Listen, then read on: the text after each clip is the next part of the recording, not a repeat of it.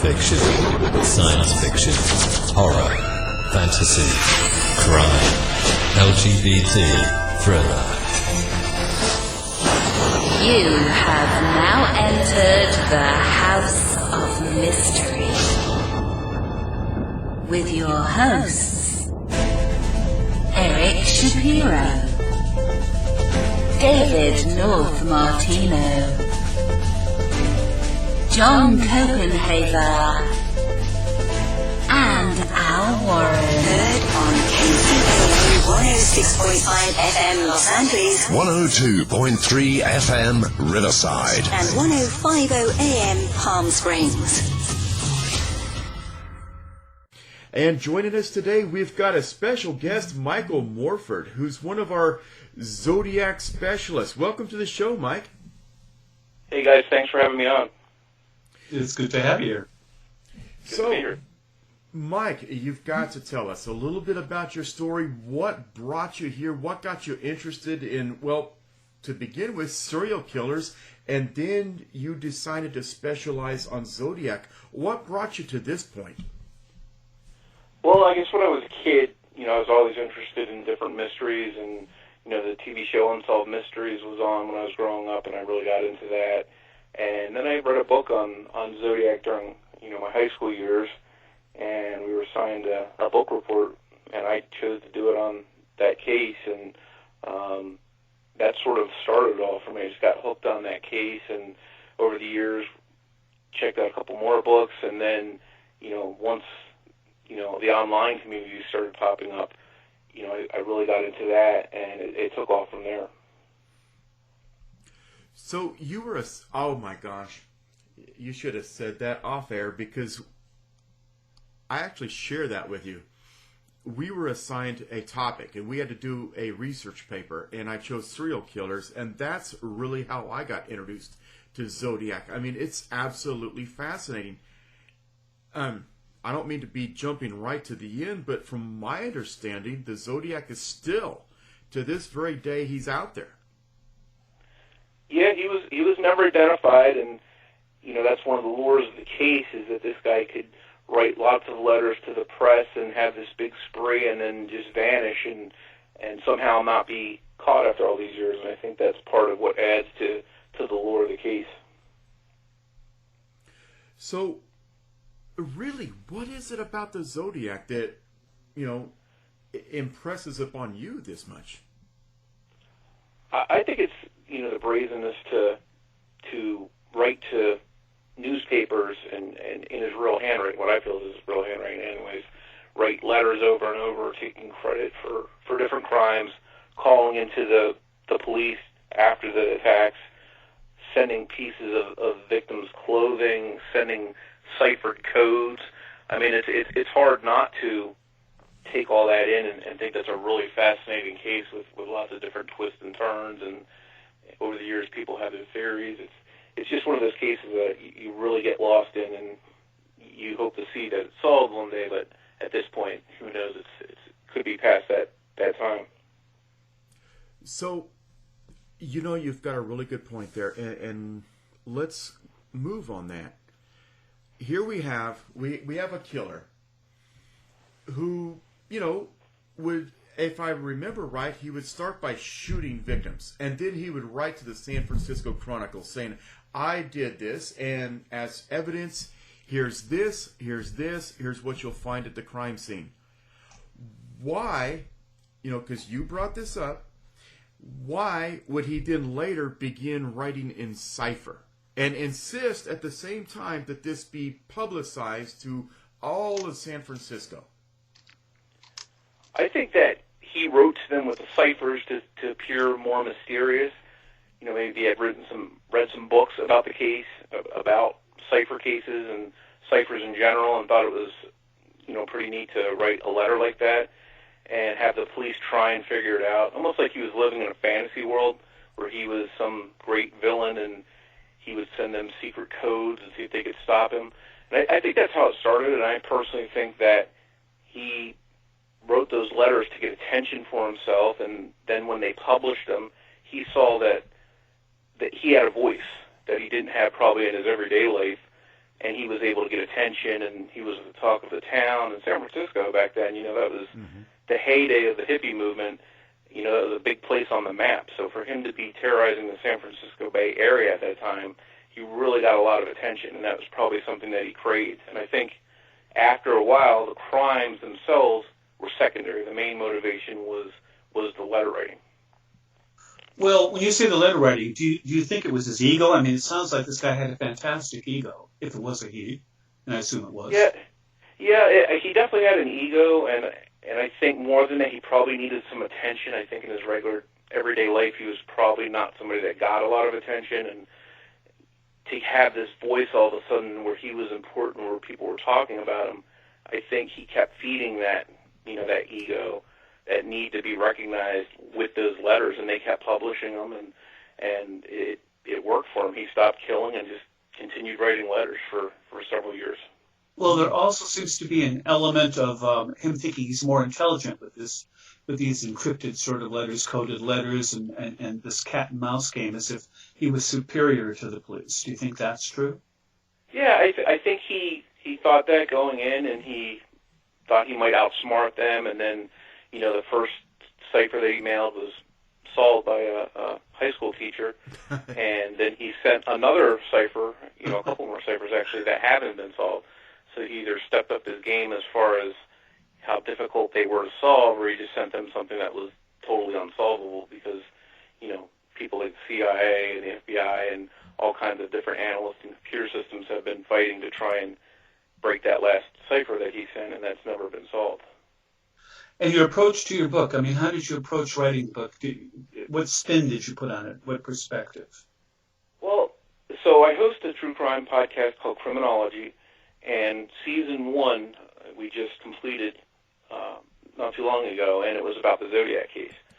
And we got the idea, how cool would it be to have the entire podcast converted to a book? And, I had been approached previously about writing a book about the case, and I didn't really consider myself much of a writer. But then I realized after writing so much material for the podcast that I had, a book essentially. So we talked with Wild Blue Press, and they do a lot of true crime publication, and it seemed like a really good fit. We had some good ideas, and we wanted to sort of bring the podcast to a new audience, if you will. People that read books and are big readers that might not be into podcasts as much. This is a way that they could enjoy what we had presented on the podcast in a book format.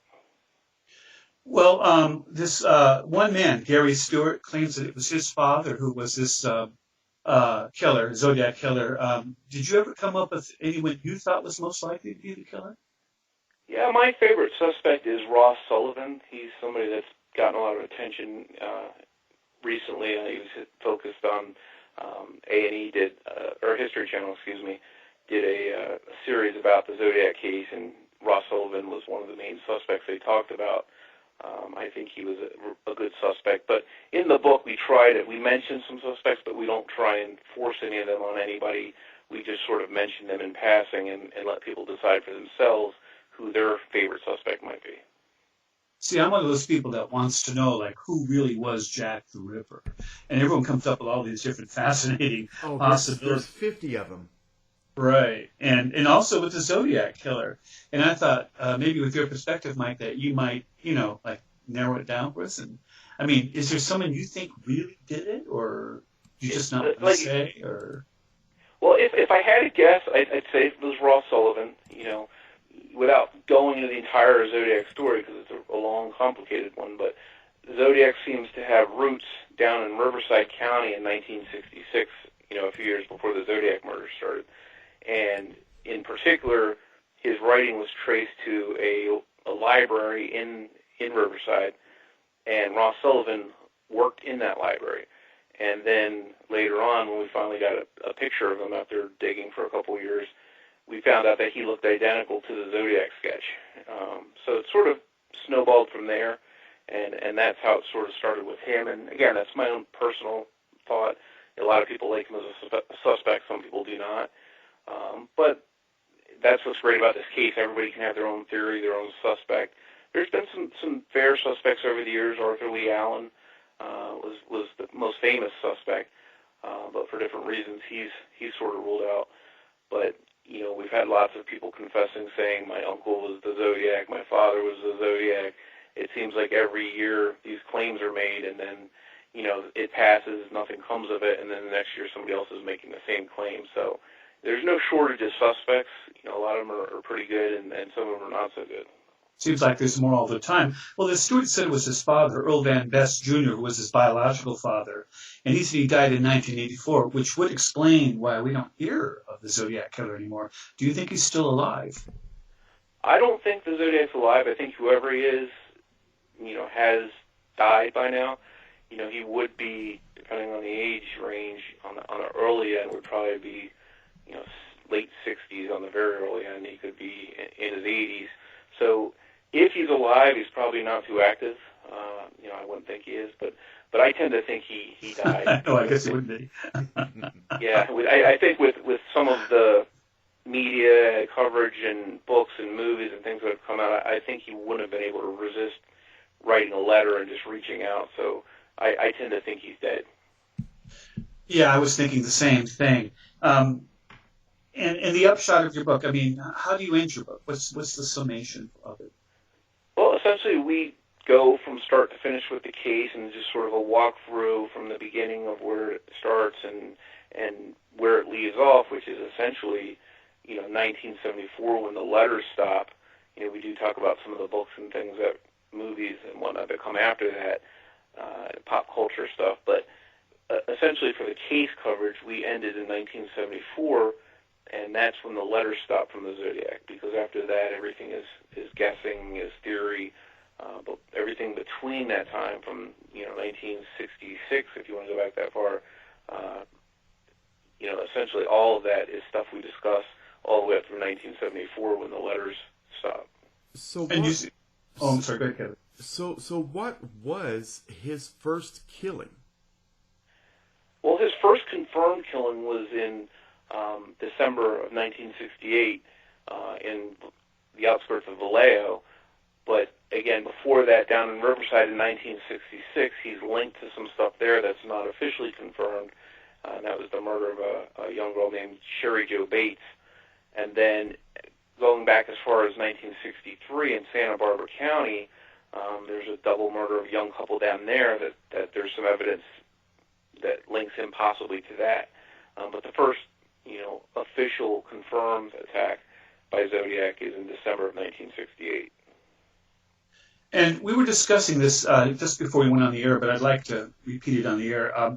Your fascination with him in particular, is it because of his ego? Because, I mean, he didn't commit the most killings. I think John Wayne Gacy did, didn't he? And so, children. Yes. Yeah, and it from a murder or serial killer standpoint, I should say, he doesn't have that many confirmed kills. He's got a handful of confirmed kills, and they're over a short period of time. There's a few others that he's speculated of killing, but compared to a lot of serial killers, that's a drop in the bucket for a victim count. So it wasn't that made him as popular and well known as he is. It was the letter writing, I think, that he was sort of original with reaching out to the police and playing this cat and mouse game, and they kept publishing his letters, and he kept sending more, and it was this open dialogue. And I think that sort of is for me anyway, is what adds to the lore of the case, is just that dialogue that he seemed to have that is very uncommon with most, serial killers. Most serial killers don't want to get caught, and they're avoiding the police. Here, this guy's reaching out to them and giving them clues and having a dialogue with them. So that was pretty original, and that's one of the most fascinating things about the case. It also sounds like the media played a big role in it, too, almost like not just a serial killer, but a serialized column in the newspapers and TV at the time is what you're basically saying, right? And the sensationalism. Right. Absolutely, because that was newsworthy for them, and that was selling newspapers for them.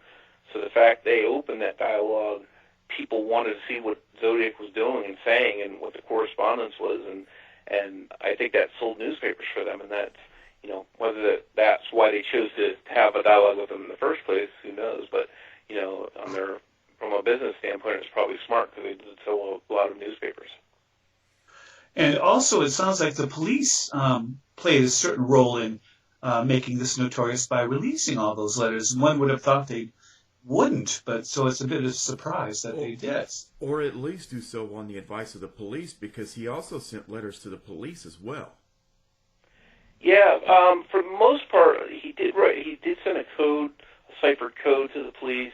There's some possibility down in Riverside he had sent stuff to police. In San Francisco, in that area, for the most part, he was sending them to the newspapers.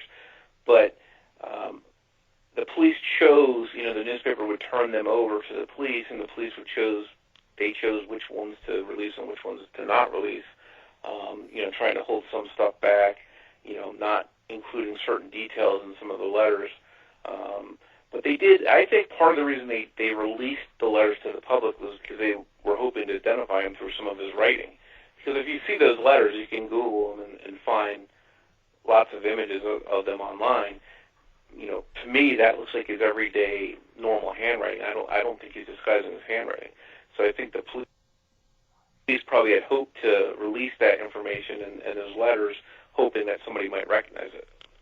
Well, could you tell us about some of the killings themselves? I'm kind of curious because it's been so long. I don't really remember much about the individual killings. Well, so essentially what he would do is he would stalk people in lovers' lanes, it'd be couples parked in their cars in out-of-the-way, secluded areas, and, he shot a couple couples in a row, one in December of 1968 and then in July of 1969.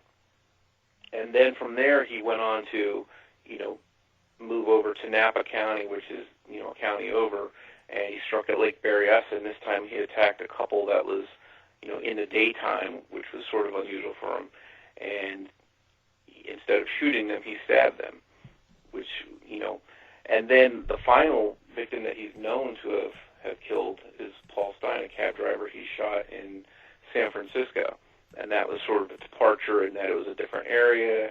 It was a lone male. Mm-hmm. So he sort of changed his MO slightly as he went along. But primarily he started out stalking vulnerable couples on lovers' lanes, late at night. Well, is that normal for them to change their modus operandi that extremely? I mean, gun to knife, different locations, different victims? That's not the normal serial killer style, is it? Well, if they don't want to get caught right away. Well, no, but I mean, serial killers always seem to go after a type. I mean, they like young women, or they're going after young men, or they like couples, like the Zodiac Killer did to begin with. But usually they don't change in midstream. Isn't that unusual, or is it?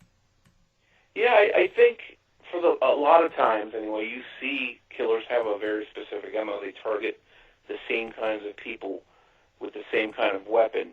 And again, for the most part, he did use a gun in just about all his crimes. In fact, when he stabbed the couple, he had a gun with him, and one of them survived, and he was able to relay to police that he did use a gun to calm them down and subdue them and tie them up, and then he pulled out a knife and stabbed them. So for the most part, it was, a gun. And if you go back to the Riverside case in 1966, the girl that he's associated with down there, Sergio Bates, she was stabbed to death. So there's this little intersecting of knife versus gun, but primarily he does target vulnerable people that are alone or sort of in secluded areas. So that part of the MO, holds true. And I'm trying to grasp this here. Well, while you do that, let's go here real quick. Each type of a killing, if I remember my psychology right, each type of killing represents something about the killer themselves. For example, gunshots. I don't want to be that close to the person. Knife attacks is something personal. And then you have rage attacks, which is multiple. What changed about the Zodiac that he changed his method of killing? Also his victims, his targets. Wouldn't that be psychological too? Yeah, and it seemed like, he definitely attacked both the men and the women that he encountered, but it seemed like the women he spent a little bit more time attacking, and most often they died, whereas a few different males survived. And it seemed like he wasn't strangling people. He wasn't getting up very close to them. He liked to walk up, blitz attack, shoot, and then leave. Whereas that Lake Berryessa one in Napa County, that was more personal. Stabbing somebody is more personal. You've got to get close to them, and that's where his MO slightly changed. Although, again, he did have a gun with him, so he probably was prepared to use a gun if he needed to. And, we could speculate as to why he did that, but we just don't know. He could have had a fantasy about stabbing somebody, or if he was connected to the Sherry Jo Bates case back in 1966, maybe he wanted to relive that. There's all kinds of possibilities about why he chose to use that attack with a knife. Did he use the knife, different knives and different guns, or did they? Because I don't remember that. I'm sorry. He did use different guns in his crimes. He used different handguns. And the one time that we know he used a knife, he used a bayonet style, long bladed bread knife. If you can picture that kind of knife. That's what he used to stab them with. But in the shooting incidents, he did use different handguns. And back in the 1963 case that he maybe, law enforcement think he may have been connected to, he used a rifle in that incident. Okay, so he changed his modus operandi. He changed his victim type.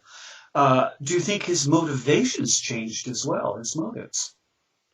Yeah, I mean, motivation-wise, I think towards the end when he killed Paul Stein, the cab driver, he was striking in a new area. It was in the heart of San Francisco.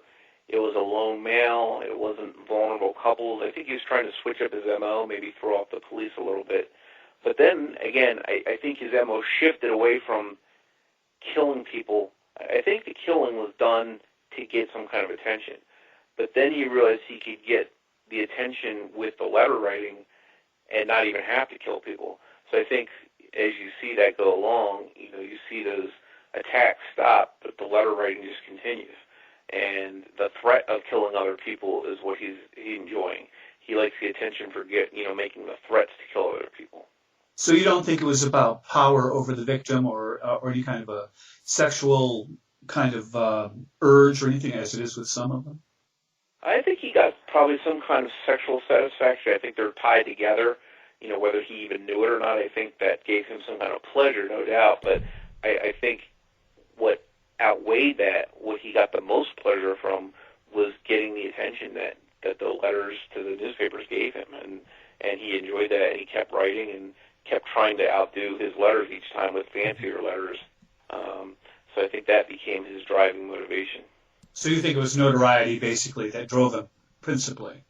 Yeah, that's what I think it wound up being. Even if it didn't start out that way, I think that's sort of where it led him to, and that's where he got the most satisfaction out of. Well, here's the theory. How about this, guys? That actually, in the beginning, he was actually looking for women and was prepared, as Mike suggests, for a male with a gun, but he meant to attack the women with a knife and just happened to run into the men. So it became a double murder. Well, how does that explain the taxi driver, though?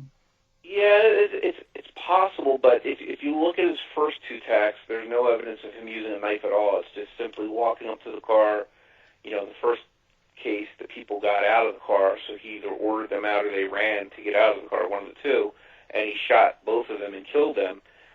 No evidence of a knife used in that crime. And in the second shooting, he walked up, came alongside the door, and just opened fire. There was never any kind of interaction, no talking to the female, no trying to get her out, no showing a knife.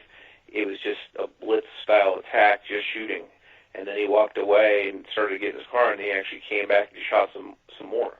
So he could have, if he wanted to use a knife, he could have taken a knife out after that and started using it, but he never did. He only used the knife that one time that we know of with certainty. What do you think made him stop? I think I think he really didn't want to get caught, because after his last, attack on Paul Stein, the cab driver, he was witness walking away from the crime scene. He left a bloody print on the cab at the crime scene. And that infamous Zodiac sketch that if you Google Zodiac, you see this sketch of side-by-side, composites of him. I remember it, yeah. Yeah, I think that scared him, and he was just seconds away from being caught because as soon as he walked around the corner, police were on the scene. It was very fast. And there's some indication that he was witnessed by, police officers on the scene that night as they were patrolling the area as he was making his escape. So I think he realized that he probably came very close to getting caught, and I think he just didn't want to go to jail, and I think that's why he stopped. But serial killers, I thought, were like under compulsion. They couldn't help themselves. That periodically they had to do it, and over time it begins to speed up, and they have to do it more and more often. So he could just turn it on at some point in his life and then switch it off like that, you think? Well, I think we see in a lot of cases some of these guys can end for stretches of time. If you look at somebody like BTK, he was stopped for several years. If you look at the Golden State Killer, there's a 5-year hiatus where he doesn't kill anybody, and then all of a sudden he does. So there are instances where serial killers do stop for periods of time and tie them but up, not forever. order them out, or they ran. Well, he could have died. He could have went to jail, and he shot maybe whatever. He doesn't kill anybody. Illness he was dealing with, maybe it subsided, or he could be in a mental institution. There's any number of different ideas and theories of what stopped him. Well, here's the theory. Maybe he thought they were too close, what with the palm print and everything. Maybe he committed suicide. That's definitely possible. That's one thing that some different psychiatrists and profilers and stuff thought, that suicide was a possibility for him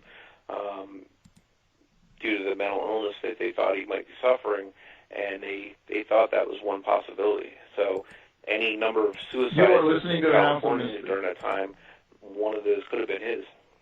Anyone like off the San Francisco Bridge or something. I have one more question on this subject. What do you think triggered it in the first place for him to start? I mean, what was the trigger again? Yeah. It's hard to say. If you go down to Riverside, I really think Riverside he was involved in, if not the murder itself. In 1966, it was possibly the victim. The victim was stabbed outside the library, and it got a lot of attention, and the police, were investigating everybody there, and I think it was such a sensational story right at that time that I think he may have been inspired by that to start, whatever things he was already thinking in his head. I think that's what drove him to start his crime spree, because the letters in the murder of Sherry Jo Bates are attributed to Zodiac, but there's no physical evidence that he killed her. So it's possible that a different killer had killed Sherry Jo Bates, but he sent letters in her case. And so he might have started off just taking credit for her murder, writing letters in her case, but had not actually killed anybody at that point. So your theory of notoriety is supported by that. I mean, that's a good reason for him to start. If it's notoriety and then he sees someone else getting notorious coverage, then he would want to do likewise and get the same. Absolutely. Yeah, that's interesting. So given your research, I've got to ask this because it's nagging at me. Given your research, what is your psychological profile of the killer and of the victims themselves? Well, I think the victims, I'll start with them first. They were easy to find. They were, back in the 60s, if you wanted some privacy, you'd go out with your, a guy and a girl would go out to park on a secluded area and do some necking or whatever they called it back then, and they'd have their privacy. It'd be quiet. And I think he knew that. I think he knew he could find those people in those areas. There'd be little, as far as witnesses, there'd be, a lot better chance of him being able to successfully do what he wanted to do. And I think probably, profile-wise, I think he probably was somebody that didn't have a connection with somebody, that never had the opportunity to go out and park with, a significant other in an area like that. So I think he sort of coveted that. And I think that's why he chose to strike those areas. It was a combination of finding easy victims there and maybe he was sort of jealous of what they were doing that he couldn't do. And I think, you're probably dealing with somebody that's on the edge of society, somebody that's, a lower, blue collar, lower class person that didn't have anything really going on in their life. That's my own personal profile of who he was. There's other people out there that think he was a wealthy businessman that was just doing this for fun. I don't think that at all. But that's the thing with this case. There's no right or wrong in a theory, because until he's identified, anybody could be right. Again, though, that almost sounds like sexual frustration. He's starting out with couples on Lover's Lane. Good point. Yeah, and that's probably something that he didn't have. He didn't have somebody to go out there in a Lover's Lane with. He was probably lonely, probably rejected by women, probably didn't do well dating. So that's something that he resented. So, it was a perfect combination of finding easy victims, but also they were the people that he sort of coveted and resented the activity they were having. So I think that was a good target for him. So it's almost like a perverted sexuality in a way, after all, because he couldn't have it, couldn't get it, kind of thing, relationship or anything. And I meant relationship. And so he basically went for the satisfaction of notoriety instead. Yeah, that's my own opinion. I think that's how he started and what drove him. And I think the loneliness that he was experiencing, and the lack of attention that he got in his everyday life, he was able to get, under the Zodiac persona. I think that's, he took that as far as he could, as far as writing letters and stuff. Any guesses as to how old he might have been approximately when he started this? I would guess he was probably in his, there were instances where people talked to him on the phone when he called after his attacks, and they said he sounded young, like possibly in his 20s. In the later descriptions of him, they put out one sketch and estimated his age at 25 to 35. Then they put out another sketch estimating it at 35 to 45. So it's sort of all over the place. He sounded younger, but he looked as old as 45. So it's hard to eliminate a good, suspect pool because his age is so broad. The range, yeah. The range, and not just that, but a lot of guys had that look with those eyeglasses and the crew cuts back then. So, that fit a lot of different people back then, unfortunately. Yeah, everyone who worked for the FBI included. Right. Now, there were some killings, and this is confusing, and this kind of lends into the multiple killer theory. Like you just described, some witnesses describe a man with glasses and a crew cut. And personally, I take offense to that, but that's a whole other show. But then you have a killer that is wearing a very particularly styled mask with the crosshairs on it. Why the bounce around? Well, at night when he attacked, in one of the nighttime attacks, the victims didn't survive, so we don't know what they saw. And the other one that we saw, in July of 1969, there was a survivor, and he described the guy walking up dressed normally, not having a mask on, but he did have a flashlight in his eye, so he couldn't see too well, but he didn't see any kind of mask or anything. The difference in the one where he wore the mask was it was during the daytime, it was daylight hours, and that was a time when Zodiac didn't usually strike. So I think the mask could have been done to number one, protect his identity should something go wrong and he have to get run away or whatever.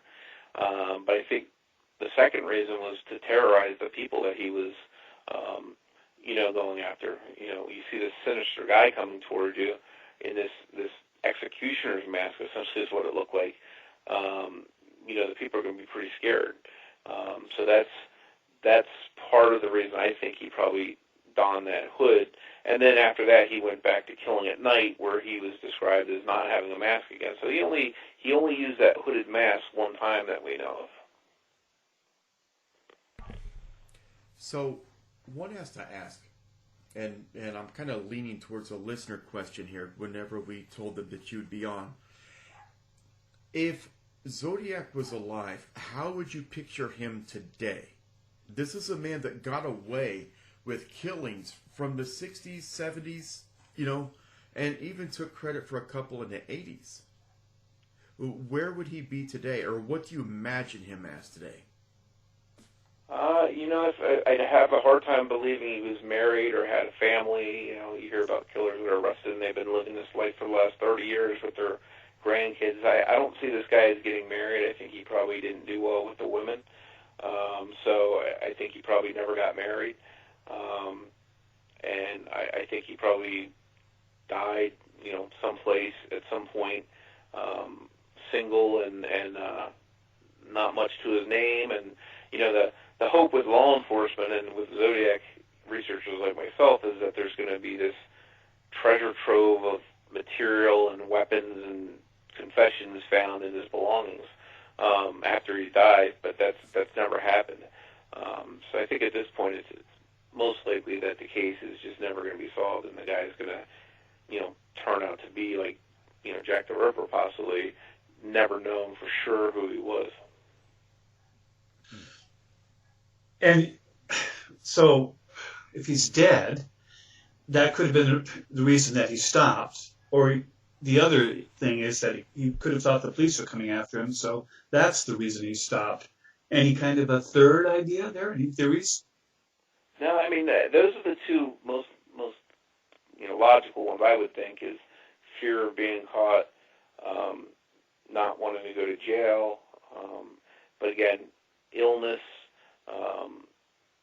a terrible injury of some sort that kept him from doing stuff, that kind of stuff, suicide, death, any of those things could have been what stopped him, Or, again, it's rare, a lot of serial killers don't stop, but you see somebody like BTK that stops for that long a time.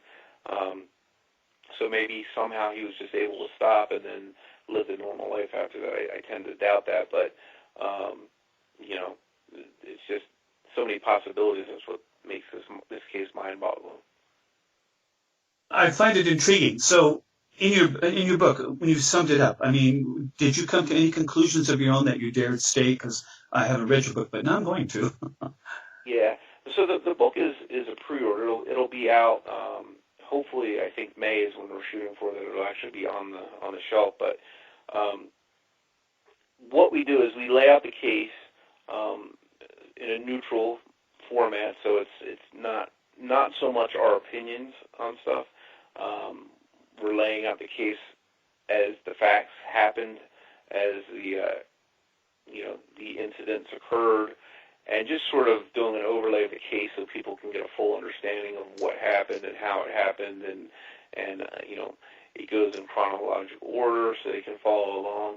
And we try to leave the case at the end of it where the listener makes their own determination of what happened. And that's, the book's going to, reflect the podcast to where at the end of it, you'll have all the material and you'll be able to come to your own conclusions. Well, that's cool, and I often do that with my own books as well, but I have to be honest with you, when it comes to these murder scenarios, like with the Jack the Ripper, I've watched show after show on that, and they keep coming up with a different person, and they make it all sound so convincing for each person that when the show ends, I think, oh yeah, that's got to be the person. Then I watch another show, and I think, oh yeah, that's got to be the person. And so, that's what's, with the unsolved cases like this, the person that's interested in solving, the armchair detectives can sort of all hunt along and come up with their own suspects, and until they're proven wrong, any of their theories could be right, and that's the lure of the case, that you can, try and solve it. But unless the case is solved, we're not going to really know, who's right. No, but you want to. I've already solved it because I've watched every season of Criminal Minds. It was probably your father, right? Well, it is Alabama. You have inside information, right? I have high-level sources, as Alex would say.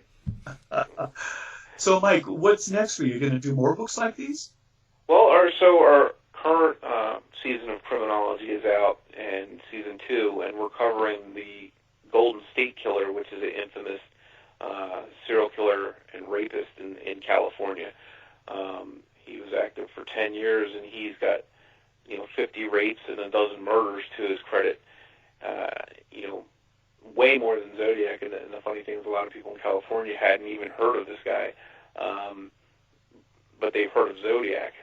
I'll be honest, I haven't heard of him either, and I used to live in California, lived in San Diego, so yeah, it's intriguing. And do you have any specific serial killer you would like to write about? I mean, one that you've always had this burning desire besides the Zodiac Killer? Well, the Zodiac was the first season that I wrote. We wrote that, and that was a way to get that out of our systems. There's a good chance we're going to write about this Golden State Killer that we're doing now, and possibly put a book out after this season wraps up. But there's a lot of different cases. The Colonial Parkway murders is one that I've always been interested in. One in Hollywood too, wasn't there? The Hollywood serial killer, Black Dahlia. Yeah, no, not well. Yeah, that's an interesting one. That dates back too, but that's an incredible one.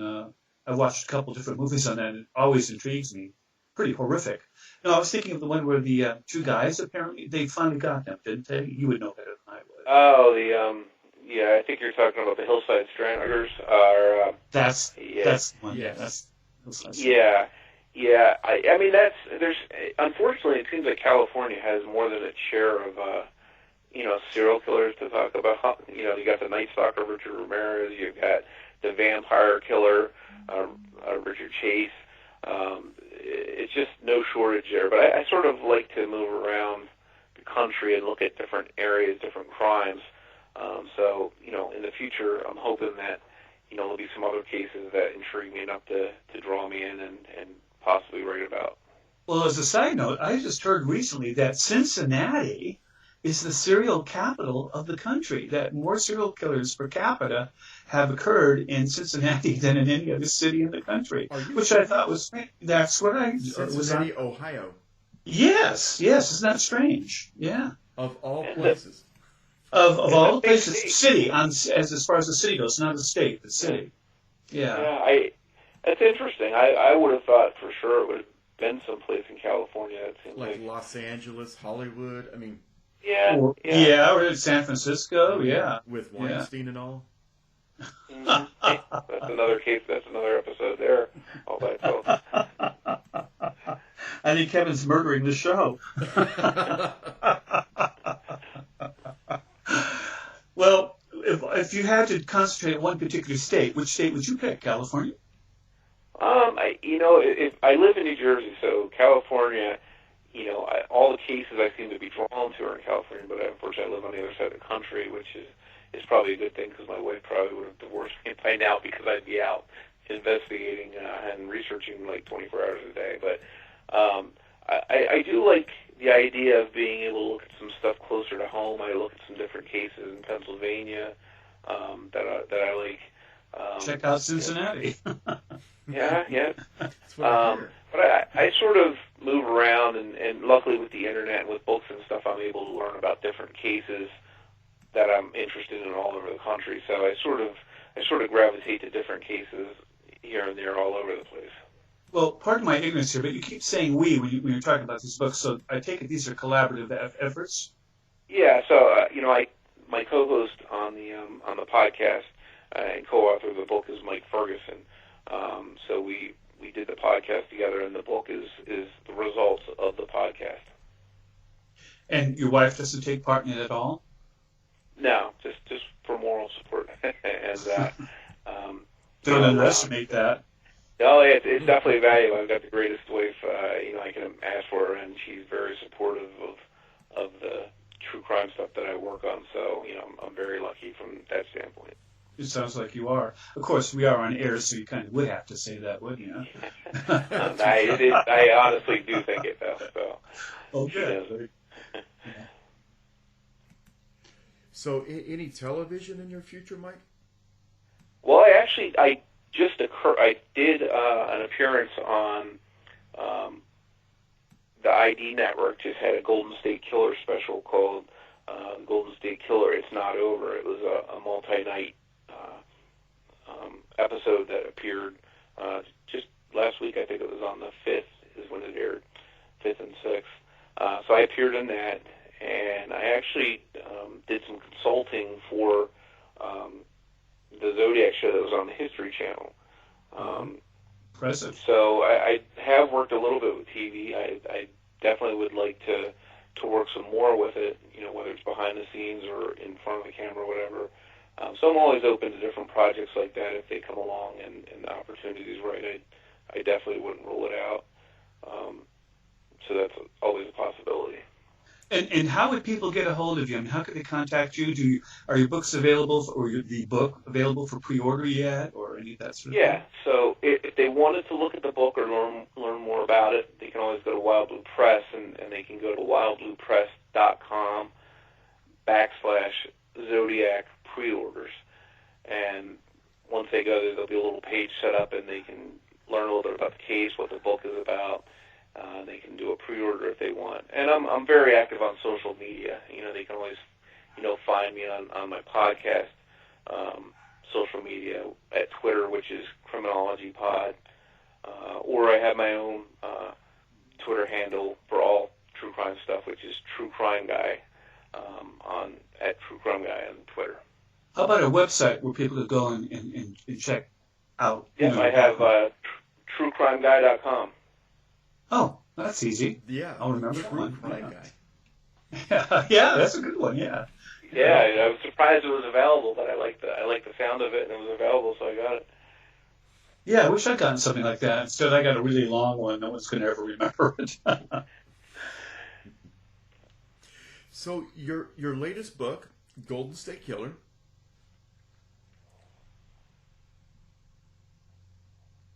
Tell us about that. So we're just in the middle of the season, of the podcast on the Golden State Killer. So we're hoping that, and it's most likely that we will do the same thing, a book about the Golden State Killer based on the podcast. And the podcast, the book, is going to be a series, essentially, where each case we cover, and it's converted to a book, it'll be part of an ongoing series. So we think that's pretty neat. Like the Zodiac book is called Criminology True Crime Podcast Presents The Case of the Zodiac Killer.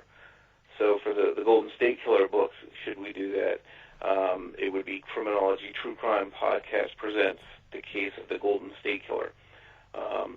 So that would probably come out down the road a ways. We're looking at wrapping up the season on the case probably in June.